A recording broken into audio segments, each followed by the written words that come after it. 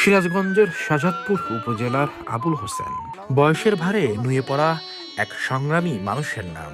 ১৯২৫ সালে জন্ম নেওয়া এই মানুষটি আজ শতবর্ষের কাছাকাছি বয়সে পৌঁছলেও বেঁচে আছেন বাঁশির সুর আর জীবনের কঠিন বাস্তবতার সঙ্গে লড়াই করে। বয়স প্রায় ১০০ ছুঁই ছুঁই হলেও আজও তিনি নিজ হাতে বাঁশি বানান, গ্রামগঞ্জের হাটে হাটে ঘুরে তা বিক্রি করেন। পেটের দায়ে ছুটে বেড়ানো এই বৃদ্ধশিল্পী জীবনেও গল্প যেন গ্রামীণ বাংলা হারিয়ে যেতে বসা লোকশিল্পের এক জীবন্ত দলিল।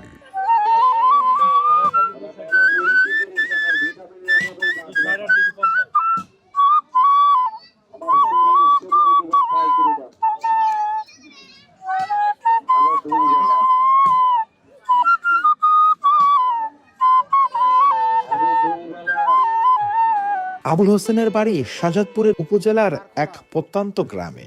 ছোটবেলা থেকেই বাঁশির প্রতি ছিল তার গভীর ভালোবাসা। কৈশোরে যখন অন্যান্যরা খেলাধুলায় মেতে থাকত, তখন তিনি বাঁশ কেটে বাঁশি বানানোর কৌশল শিখতেন। ধীরে ধীরে বাঁশির সুরে তিনি খুঁজে পান জীবনের আনন্দ ও আত্মপরিচয়। এক সময় স্থানীয় অনুষ্ঠান, গ্রামীণ মেলা ও বিভিন্ন সংস্কৃতি আয়োজনে বাঁশি বাজিয়েও সুনাম অর্জন করেন তিনি। শিল্পকলা একাডেমিতেও সঙ্গে ছিলেন তার সম্পৃক্ততা। লোকসঙ্গীত ও গ্রামীণ সংস্কৃতির একজন নিবেদিত শিল্পী হিসেবে পরিচিতি ছিলেন এলাকায়। শিল্পকলা একাডেমির কাজ আছে, যাত্রায় ছিলেন 22 বছর। হ্যাঁ হ্যাঁ, অন্তর্ভুক্ত। এই যে কাজ দেখুন, এই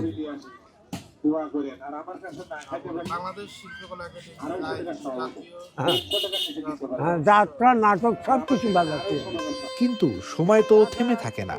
বয়সের বাড়ার সঙ্গে সঙ্গে শরীরেও সঙ্গে ছেড়ে দিয়েছে। এখন তার সবচেয়ে বড় কষ্ট শ্বাসকষ্ট। বয়সের ভারে দম কমে যায়, দীর্ঘ সময় বাঁশি বাজাতে পারেন না আর। একসময় যিনি মঞ্চে বসে অনর্গলত সুর তুলতেন, আজ তিনি নিজেই স্বীকার করেন বাঁশি বাজাতে খুব ভালো লাগে, কিন্তু পারি না বাবা, থেকে থেকে দম হারায়া যায়। তবুও ভালোবাসেন এই বাঁশিকে। থেকে থেকে দম হারা যায়, তখন দিলেও মানে কমজোরি হওয়া যায়, কমলেও কমজোরি হওয়া যায়, এইরকম পরিস্থিতি চলছে। সংসারের ন্যূনতম চাহিদা মেটানো এখনো তার ছুটে যেতে হয় গ্রামের হাটগুলোতে।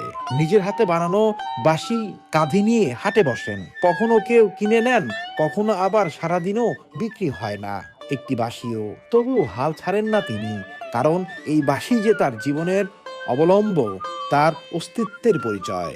কত বছর ধরে বাঁশির সাথে জড়িত? 50 বছর ধরে আমি বাঁশি বানাই। 50 বছর ধরে বাঁশি বানান আপনি? আমি বানাই নিজেই বানান, তাই না? এটা কত করে বাঁশি বিক্রি করতেছেন? এটা এই বাঁশিটা 50 টাকা। 50 টাকা। এর চাইতে বড়টা এটা 120 টাকা।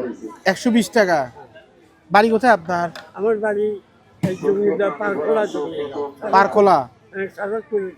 আবুল হোসেন বলেন, আমি অনেক কিছু হারাইছি জীবনে।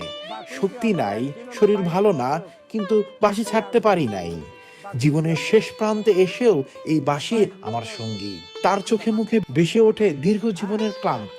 তিনি বলেন, মৃত্যুর আগ পর্যন্ত বাঁশি বাজিয়ে যেতে চাই, এটাই তার শেষ ইচ্ছা।